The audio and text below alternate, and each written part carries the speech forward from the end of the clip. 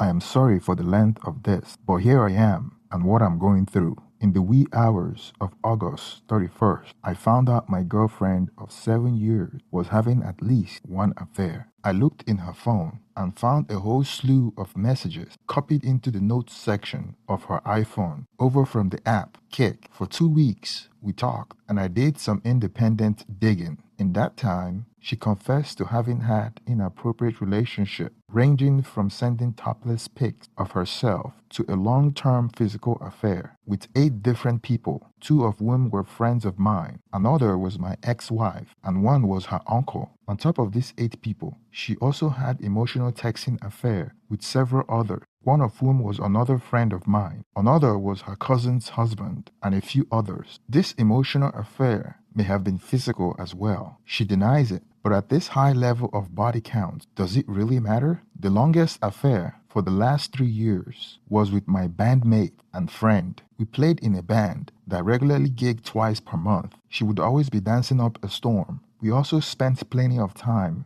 with the bandmate. He would come over for drinks on the weekend. On one occasion, I found out she gave him a BJ in my kitchen while I was entertaining other guests elsewhere in the house. Sounds like a train wreck. That's because it absolutely is. She has bipolar disorder, anxiety and depression, OCD, and borderline personality disorder, among other issues. I don't blame these issues as an excuse because I imagine there are plenty of people with the same issue that don't engage in this type of tornado behavior, but they do lend themselves to her choices and behavior. I believe that the borderline personality disorder contributed significantly to choosing a fair partner that she knew would hurt me. She also knew that my ex-wife was a cheater and that it had devastated me. I would never be like her, and I will show you that you can love and trust again, she would often say. And I did love her and trust her. I thought we would grow old together. One of the things about my wayward spouse is that she's strikingly good looking.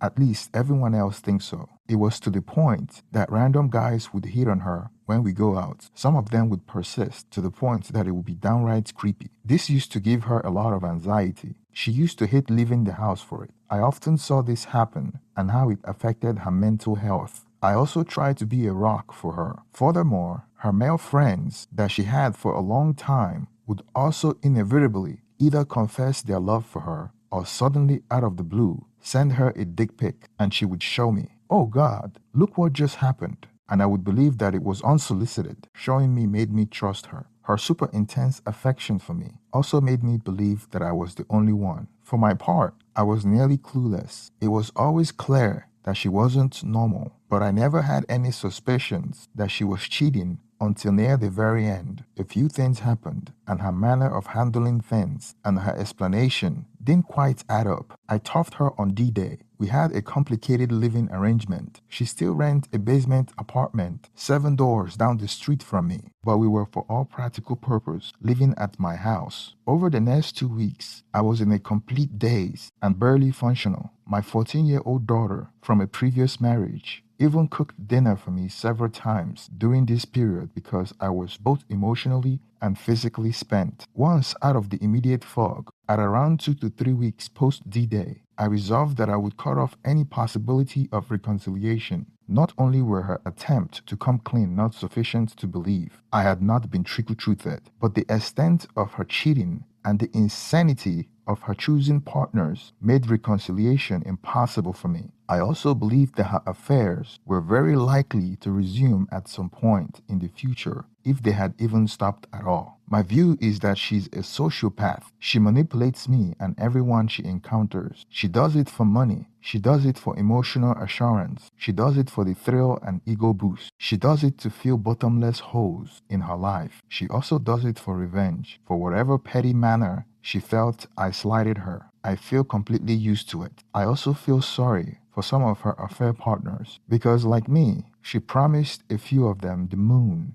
and cast them aside when they were no longer useful. In short, she used me and them with no regard whatsoever for the trail of damage she was causing. She may have also deliberately created this chaos, and given what I know about borderline personality disorder, I'm leaning towards believing that. I don't think she had any sense of morality whatsoever. Any regrets or sadness she expressed in having got caught was likely simply an emotional response to losing that which I provided for her. Did she now or ever love me? I honestly don't know. Truth be told, it's no longer a question that I need an answer. And yet, I constantly ask myself this question: how am I doing now? I'm terribly sad. I feel like there's been a death. It feels like half of me is missing. I feel an incredible emptiness and a lack of motivation towards anything. In the past 2 weeks, I have cried a lot. Before that, for some strange reason, I could barely cry at all. The tears just wouldn't come. Now, I recognize I am in a depression. I am completely broken. I feel like I am regressing back towards dysfunctionality. A few weeks ago, I started to eat better, sleep better, and go to the gym daily. In the first month, I lost 25 pounds. I gained back 5, and now I am losing again. I am a million miles away from being my old happy self again. I still think about her a lot, constantly. I wonder how she's doing. I wonder if she's sad like me.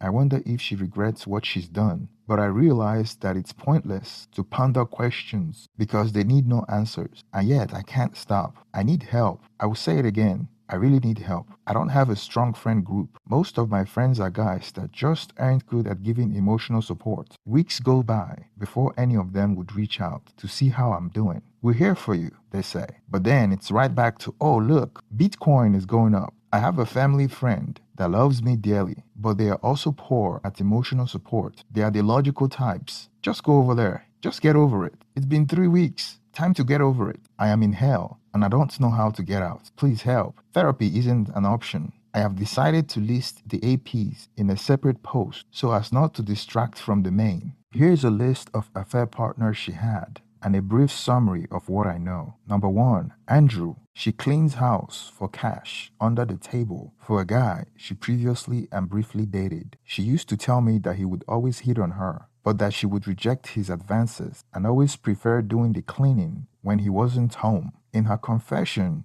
after D-Day, she admitted that around the first year of our relationship, she landed in bed with him several times. Recently, just before D-Day, I heard them talking on the phone together for the first time ever, and her end sounded highly flirtatious. She denies that she had any physical relationship with him other than the several times in around the first year of our relationship, around 2014 to 2015. Number 2, Brandon, a married man that she briefly dated just before we started dating, 2014. At the time, she claimed to have stopped seeing him when she and I started dating. She claimed that she didn't know he was married, but the wife found out and she divorced him due to his infidelity. This all happened when I first met her. Throughout our relationship, he'd been sniffing around at various intervals over the past 7 years. After D-Day, she admitted to getting close with him and talked with him about reconciliation in 2020, but said she never had a physical affair with him. So I went to talk to him myself after D-Day, and he was quite forthcoming about his relationship with my wayward spouse. He said, around every year or so, she calls me up, begging for money, jumps into my bed, promises me the moon for a week or two, then she ghosts me for another year. Once in a while, she will be out with me, and two of you would get into an argument, and she would be banging on my door at 3 a.m. She comes in, jump into my bed, and then in the morning, wonders how she got here. A year ago, she wrote me a big love letter saying she wanted to be with me, but I told her she had to prove it. I know she has a lot of guys, and she's even been with your ex-wife. The deeper you dig, the more upset you're going to get. The only way Brandon could have known about wayward spouse being with my ex-wife is if wayward spouse told him. Number 3, Jason, the father of her 16-year-old daughter. He lives in the other side of the country, and she said she hasn't seen him in over 10 years. He now has his own family with 2 to 3 children. After D-Day, she confessed that the two of them texted each other daily. Whenever she wants some money to help with her expenses, he would say, that would be worth a titty pic, and she would send it to him. Number 4, Janet, my ex-wife. She was a cheater and an alcoholic, and that's why I left her. We shared a 14-year-old daughter together, and after a few years, slowly started building back a friendship. She met wayward spouse through me, such as child drop-offs and pickups, child's birthday party, and etc. Back in 2016 for Halloween, Janet came over to assist with trick-or-treat duties. She and wayward spouse ended up having drinks together on my porch, and when I fell asleep, putting my daughter to bed, and the two of them carried the party down at wayward spouse apartment, a few doors down on the same street. At 2 a.m., I woke up, texted wayward spouse, and asked what time Janet left. She said, "Oh, she just left my place not so long ago, and she's really drunk. Can I come up and talk to you?" When she arrived, she told me that Janet stroked her hair and tried to kiss her, but that she made it clear she wasn't interested. When I asked for details as to how this happened, wayward spouse walked back and said that she must have misread it and that nothing happened. This caused me to be suspicious, but believed wayward spouse. So when I met Brandon, he clarified my suspicion. Number 5. Sonia, a personal trainer girl she met at her gym. One night, a few years ago, the two of them went out to a club together. But first, they went to Sonia's apartment. Wayward spouse sent me a photo of two of them having a floor picnic complete with candles. Totally looked like a date. When she got home, she told me that they made out in the club. I told her that was cheating. She was surprised that I reacted that way and apologized. Sonia apparently moved across the country shortly after that. Number 6. Devin, the singer in my band and friend of mine. He's married with 2 kids. It was his text that I found on her phone. Their affair seemed to go back at least as far as early 2019. Their MO was that he would rent a hotel downtown during the day where they would swim and screw. Alternatively, he drove a van and he would pick her up and he would screw her in the back of it. Sometimes he would even wait after our gigs for wayward spouse and I to come home and me to fall asleep, and then she would go back out and meet him. We had him over for drinks plenty of times, and I had no idea anything was ever going on between them. They communicated via kick. Number 7, Gary, her uncle. Early in our relationship, she admitted to me that she had an actual relationship with one of her cousins prior to meeting me. In November 2019, she had a mental breakdown one evening, as she did several times through our relationship, and admitted to me that she had also had a consensual sexual relationship with 2 of her uncles, Derek and Gary, when she was younger. I had met these uncles and liked them very much. Not anymore. The thought of them made me sick, and I cut out any unnecessary contact with them. After D-Day, she confessed to me that during our relationship, she spent a night in bed with Gary and they smooched. Did it go further? Maybe, maybe not. He's old and lame from a car accident. He walks with a cane. The thought of her with him is revolting. Number 8, Mike. During the pandemic, we bubbled with a family that lives down the street. Husband, wife, and 2 kids. We would do game nights together with their family and ours. 4 adults and 4 kids total. Mostly, game nights were at my house, sometimes at Mike's. In March 2001, she told me that Mike was starting to creep her out. According to wayward spouse, he was telling her that I wasn't right for her and that the 2 of them were both the same kind of crazy and should be together, and that he's wanted to F her since they all came to one of my gigs several years prior. The story continued that his father was on his deathbed, and if he divorced his wife prior to the death, then he stood to inherit a lot of money and wouldn't have shared it with his wife. When she told me this, she said that it all came out of the blue and that she had no part in it, but not to worry. She nipped it in the bud. However, he kept persisting, and she not only didn't want me to confront him, but no way should I tell his wife either. She said any such confrontation would negatively impact her mental health. Forward me a text that he sent her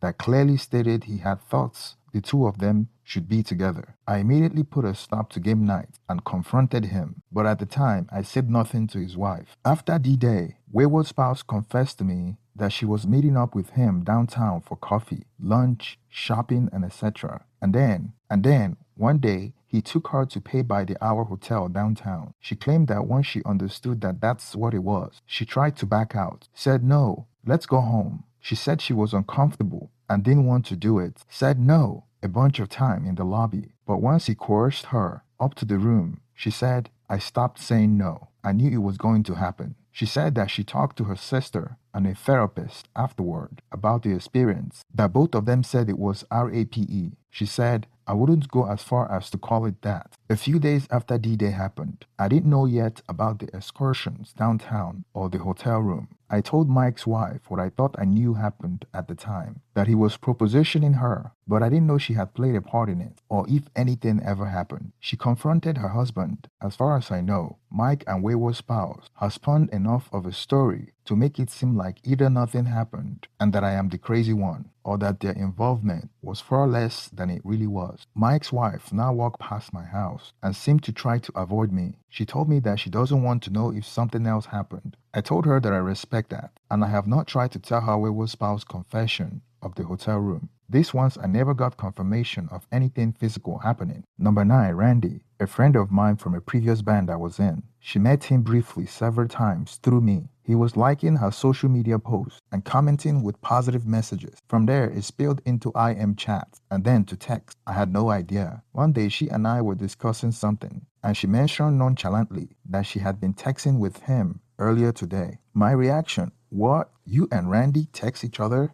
I asked her to show me. She agreed to, but we were in the middle of something, so she said later. Foolishly, I agreed. Even then, when she did show me, I had to scroll through miles of text to get to the beginning, January 2020. There were easily 10 texts daily between them. There were even smiling selfies shared back and forth. I told her that this was crossing a boundary, and he was clearly interested in her and was setting her up for a proposition. No, he's not like that, she said. I told her to wane it off and then ghost him. She offered me her passcode and told me I could look in her phone to check up on this anytime I wanted. She did indeed appear to be waning it off until a few weeks later, we went to a friend's cottage. She sent him selfie pics in a bikini. I told her this was a big mistake and that he would take it as an invitation. Several hours later, she came to me and said, I was right. He texted her back, I want to F your brains out. I told her she had to ghost him. She claimed to have and would show me his follow-up attempt to salvage the situation. Walked back that he said he wanted to F her, but then a few things he said didn't quite add up, that she never replied. There was never an admission of her meeting up with him or a physical affair, but it would obviously be naive to believe that. Number 10, James, some friend she had prior to us dating. He sent her a profile selfie of himself and all his abs glory and his package in a pair of green boxers, proclaiming